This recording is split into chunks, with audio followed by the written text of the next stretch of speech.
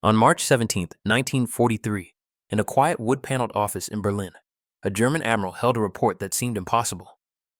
It was a single sheet of paper, a summary of raw intelligence, but its contents were more explosive than a 1,000-pound bomb. The report didn't describe a new superweapon or a secret army. It described a factory, an American factory, an ocean away, that was projected to soon be capable of producing a 4-engine heavy bomber every 60 minutes. To the men of the German High Command, it was a joke, a piece of American propaganda so absurd, it was laughable. But to the spies who risked their lives to gather the information, it was something else entirely. It was a death sentence written in numbers. It was the day they knew with chilling certainty that the war was lost. This is the story of the devastating truth that was too terrifying for Adolf Hitler to believe, and how the denial of a single fact sealed the fate of the Third Reich. In the heart of the Nazi war machine, Admiral Wilhelm Canaris was an oddity. As head of the ABI, German military intelligence, he was a man who lived and breathed cold, hard facts. Unlike the fanatics who populated Hitler's inner circle, Canaris was an old-school professional. He was a career naval officer, a patriot from a different era, who saw the world not through the warped lens of ideology, but through the clear glass of strategic reality. His loyalty was to Germany, and his duty was to provide the unvarnished truth, no matter how ugly. His organization, the Abwehr, was a sprawling network of agents and analysts stretching across the globe. The eyes and ears of the German military. In the early years of the war, the Abwehr had been key to Germany's blitzkrieg victories, delivering the intel that let the Wehrmacht outsmart its opponents. But by early 1943, the mood in Berlin was changing. The war wasn't a series of victory parades anymore. The disaster at Stalingrad had been a brutal shock to the system. On the Eastern Front, the Soviet war machine was grinding back with terrifying force. In North Africa, American and British forces were squeezing the life out of Rommel's famed Afrika Korps. The tide was beginning to turn. And yet at the very top, a dangerous sense of invincibility lingered. Hitler, holed up in his Wolf's Lair headquarters, was becoming more detached from the real world, surrounded by yes-men who filtered out bad news and fed his delusions. He believed the German war effort was a matter of sheer will. The German soldier was superior. German science was unbeatable. Victory was destiny. Into this echo chamber of self-deception, Admiral Canaris was about to pour a bucket of ice-cold water. He was a man who understood the grim arithmetic of war. He knew modern warfare wasn't just a clash of armies, but a collision of economies, a brutal equation of steel, oil, and aluminum. And from his perch at the center of a global intelligence web, he was starting to see numbers that terrified him. Numbers that suggested Germany wasn't just losing the production war. It was about to be buried by an industrial avalanche it couldn't even imagine. The intelligence didn't arrive in a single flash. It was a slow, creeping dread built from a dozen different sources. It started as whispers picked up by German agents in neutral countries. A businessman back from the US spoke of a factory so vast it had its own weather. A diplomat in Washington reported on production targets that seemed to have an extra zero. A Swedish engineer sent a coded message about an aircraft assembly line that moved with the speed of car manufacturing. Individually, you could dismiss them. But as the reports flowed into the AB headquarters, Canaris' analysts saw the terrifying pattern. They all told the same story. They all pointed to one place, a massive industrial complex in Michigan called Willow Run, and they all made the same ridiculous claim. The Ford Motor Company was applying automobile mass production techniques to a 4-iron B-24 Liberator heavy bomber. The goal was to eventually roll one out. Not one a day, not one every few hours, one every single hour. To the German mind, this was just impossible. A B-24 Liberator was a beast. An 18-ton behemoth of aluminum and steel with over 1.5 million individual parts. German factories, the pride of European engineering, took weeks, sometimes months, to produce a comparable heavy bomber like the Hankley 177. The idea that the Americans, a nation mocked in Nazi propaganda as a chaotic, racially mixed society, could build such a complex weapon in 60 minutes wasn't just unbelievable, it was insulting. Canaris and his officers did the math. If the Americans could actually pull this off, one bomber an hour meant 24 a day, over 700 a month from one factory. At the time, the entire German aircraft industry was struggling to produce a fraction of that number in heavy bombers. The spies confirmed the details. The information was vetted. Even Japanese naval attaches, Germany's own allies, were sending back reports on American production numbers with a tone of sheer dread. The data was solid. But how could this be? How could a workforce of what the Nazis considered inferior people, women, African Americans, immigrants, achieve this? How could a messy democracy mobilize with such terrifying focus? In the Nazi worldview, strength came from racial purity and authoritarian control. America had neither. Therefore, the reports had to be a lie. A massive deception campaign. The alternative was too horrible to consider. It meant the war was no longer a contest of soldiers or generals. It was a war of factories. And if this report from March 1943 was pointing to a real future, it meant Germany had already lost. As one AB officer put it, if these numbers are correct, then Germany has already lost the war. It is no longer a question of willpower. It is a question of mathematics. Half a world away, the impossible was becoming very, very real. On a stretch of farmland in Michigan, a monster had risen. It was the Willow Run bomber plant, the physical embodiment of what President Roosevelt called the arsenal of democracy. And there was nothing else like it on Earth. Designed by the industrial architect Albert Kahn, the main building was a single room, so vast, it was called the most enormous room in the history of man. It stretched for over half a mile. To avoid paying taxes in 2 different counties, the assembly line famously had to make a bizarre 90-degree turn with partially built bombers rotating on giant turntables, a feature that became known as the tax turn. But the real revolution was the philosophy inside. Henry Ford and his production chief, Charles Sorensen, had made an arrogant promise. They would build airplanes just like they built Model Ts. The old guard aircraft industry scoffed. "You can't expect a blacksmith to make a watch overnight," one executive sneered. Ford and Sorensen proved them wrong. They deconstructed the B-24 into manageable sub-assemblies. Each worker was trained for a single repetitive task. One person drilled holes. Another riveted a panel over and over. This allowed the plant's apprentice school to churn out thousands of new workers every week. And who were these workers? They were a direct contradiction of Nazi ideology. At its peak, Willow Run employed over 42,000 people. Nearly a third were women, the iconic Rosie the Riveters, who operated rivet guns and welding torches. One of these women, Rose Wilhelm Monroe, became a real-life inspiration for the Rosie propaganda character. The workforce was a tapestry of America.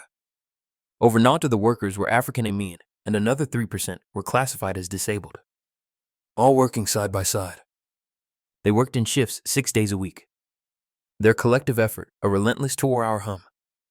This was the very mongrel society Hitler loved to mock. And they were about to outproduce the so-called master race at a rate that defied belief. The early days were rough, earning the plant the nickname Willow Run. But as 1943 rolled on, the machine hit its stride. Raw materials flowed in one end and out the other. An 18-ton heavy bomber emerged, ready to fly. This wasn't propaganda. It was a new kind of warfare, a war of industrial might. And America was unleashing a weapon the Third Reich had no answer for. While German scientists worked on futuristic rockets, America was perfecting its most devastating weapon of all, the assembly line. Armed with this terrifying truth, Admiral Canaris faced his biggest challenge, penetrating the ideological fortress around Adolf Hitler. It was a wall built of arrogance and willful ignorance, and its chief architect was the second most powerful man in Germany, Reichsmarschall Hermann Göring. Göring was the head of the Luftwaffe, the German Air Force, a flamboyant World War I ace. He saw himself as the ultimate authority on air power. He was also profoundly corrupt and deeply egotistical. More than anyone, Göring was responsible for the myth of the Luftwaffe's invincibility. When Canaris presented the AB's findings on Willow Run, Göring's reaction wasn't concern. It was laughter. The reports were dismissed. "Americans cannot build airplanes," he famously sneered. "They are very good at refrigerators and razor blades." And that wasn't just a throwaway line. It was a perfect summary of the Nazi worldview. To them, Americans were a nation of shopkeepers, a decadent consumer society. They were a mongrel race lacking the discipline and martial spirit of the German people. The idea that such a culture could mass-reduce a heavy bomber was, in Göring's mind, simply impossible. He dismissed the reports as clumsy American propaganda. You can imagine how maddening this was for Canaris. He was presenting a mathematical certainty to a man living in a fantasy. He tried to press the issue. His agents had specifics. The Million assembly line, the specialized tools, the sheer capital investment. Göring wouldn't hear it. He and his inner circle had their own narrative, an article of faith. To question it wasn't just to question a military assessment. It was heresy. Plus, for Göring to accept Canaris's report would be a devastating admission of failure. It would mean his own intelligence had missed the most critical development of the war, and that his Luftwaffe was about to be swept from the skies. And so, the report went nowhere. It was buried under Göring's immense ego. The wall of denial stood firm. Canaris was left with a truth that could save Germany, but with no one in power willing to listen. The next step was the final one. To somehow get the information to the one man who mattered, the Führer himself. Presenting facts in the Führer's headquarters was a strange and dangerous business. Whether at the Berghof in the Alps or the Wolf's Lair in East Prussia, the atmosphere was oppressive and paranoid. Reality was whatever Adolf Hitler decreed it to be. Military briefings were less about strategy and more about reinforcing whatever the Führer wanted to believe. Into this theater of delusion, the facts from Willow Run were a ticking bomb. Hitler's view of the United States was a bizarre mix of contempt for its culture and grudging respect for its size. He saw it as a mongrel nation crippled by racial impurity and controlled by Jewish financiers. When confronted with the production figures from the Abwehr, the projections of one bomber an hour over 650 a month from a single plant, Hitler's reaction mirrored Göring's, but with pure venom. This wasn't just strategy. It was a personal insult to his ideology. The numbers were inflated fantasies. Jewish propaganda. His own armaments minister, Albert Speer, a man who actually understood production, would later admit in Allied interrogations that he knew if the Willow Run numbers were even half accurate, Germany was doomed. But to say that in Hitler's presence in 1943 would have been suicide. So the great confrontation never really happened. It was a collision between fact and dogma. And in the Third Reich, dogma always won. The Admiral's warning was not just ignored. It was seen as a symptom of defeatism. The men who brought the truth were now seen as weak. Their patriotism questioned. In Hitler's mind, the war was a test of will and blood, not of logistics. A single piece of paper representing the dangerous work of dozens of spies was brushed aside. It contained the most important strategic fact of the war. The enemy's industrial capacity was growing at a rate Germany couldn't hope to match. The decision was made not by order, but by a stubborn refusal to see. The truth was rejected. The spies were dismissed. The Admiral was silenced. And in that moment of supreme ideological blindness, the fate of millions was sealed. The consequences of that denial were inevitable. They came first as a distant rumble, then as a terrifying roar that filled the skies over the Reich. Believing their own hype, the German High Command made a series of disastrous mistakes. They continued to funnel resources into Hitler's pet projects, the Wunderwaffen, or wonder weapons. The V-1 flying bomb and V-2 rocket, while advanced, were strategically insignificant. The Messerschmitt Me-262 jet fighter was a revolution, but it arrived too late and in too few numbers.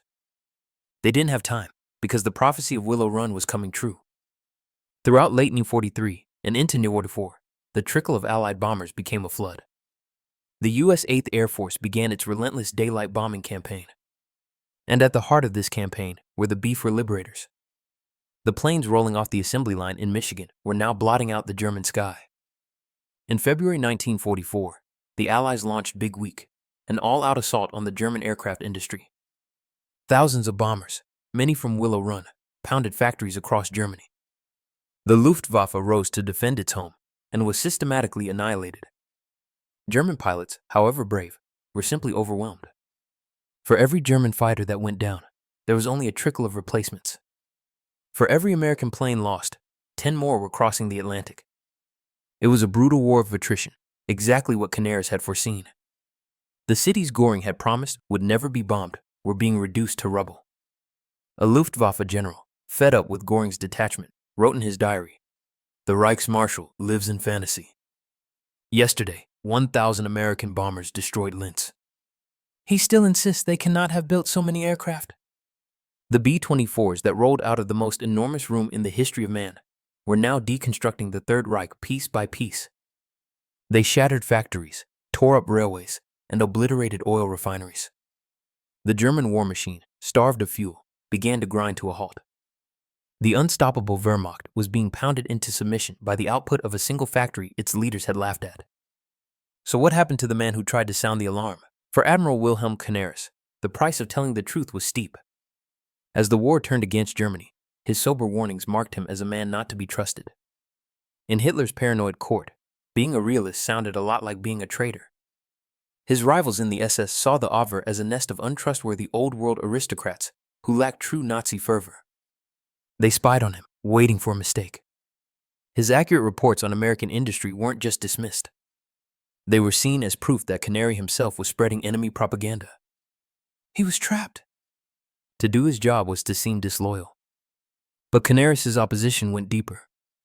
Horrified by SS atrocities, he used the Abwehr to shield members of the German resistance, including the theologian Dietrich Bonhoeffer. He secretly worked to keep Spain from joining the Axis, an act of sabotage that cost Hitler dearly. The final blow came after the failed July 20, 1944 plot to assassinate Hitler. The Gestapo investigation uncovered the vast network of opposition, and many trails led to the Abwehr. Canaris was arrested. His personal diaries were found revealing the true depth of his opposition to the regime. On April 9, 1945, in the final chaotic weeks of the war, the order came from a vengeful Hitler. At Flossenburg concentration camp, Admiral Wilhelm Canaris, stripped naked, was slowly strangled to death with piano wire. It was a brutal, humiliating end for the man who had seen the future with perfect clarity. He was murdered by the very regime he had tried to save from its own blindness. He delivered the message, and for his trouble, he was erased. When the guns fell silent in May 1945, the final numbers proved just how right Canary had been. The report that landed on his desk in 1943 wasn't just accurate, it was an understatement. The final tally for Willow Run was staggering. At its absolute peak in 1944, the plant was producing a B-24 Liberator, not every hour, but every 63 minutes.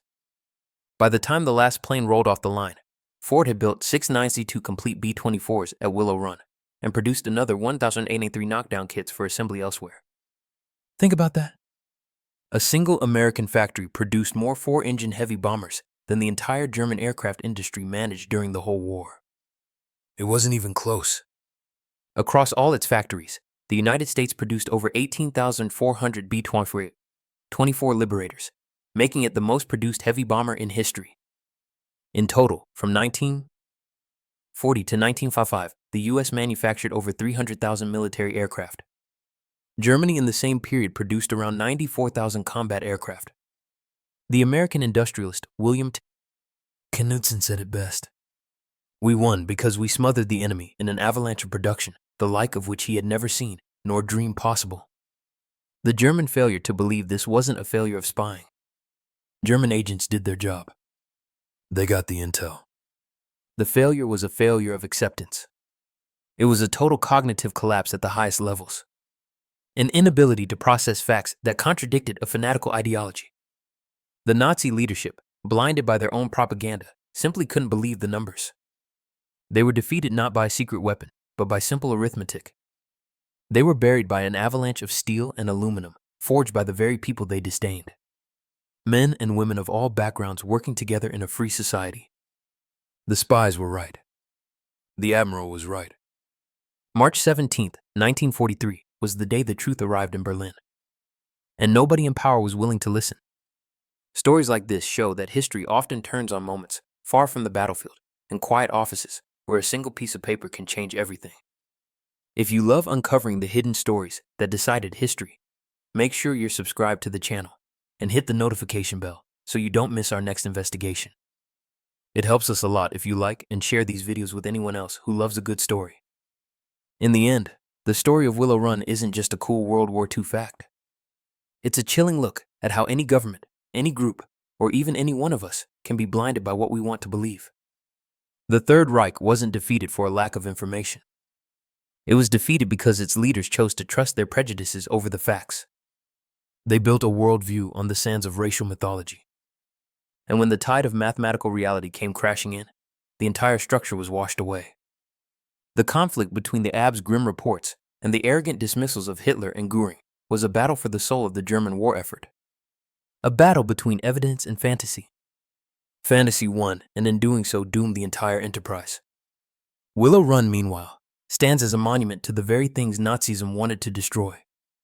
The power of a diverse, free society to mobilize and innovate on a scale that totalitarianism could never match. The factory floor was a microcosm of the Allied cause. A chaotic, inefficient, beautiful mess of humanity that when united achieved the impossible. And so the legacy of that day in March 1943 echoes through time. It's a stark reminder that the most formidable walls aren't made of brick and mortar, but are the ones we build in our own minds. If you enjoyed this video and want to see more stories from World War II, make sure to subscribe to the channel. Your support helps us bring more forgotten battles, hidden histories, and untold soldier stories to life. And let me know your thoughts in the comments. What event or perspective would you like to see next? I read every comment.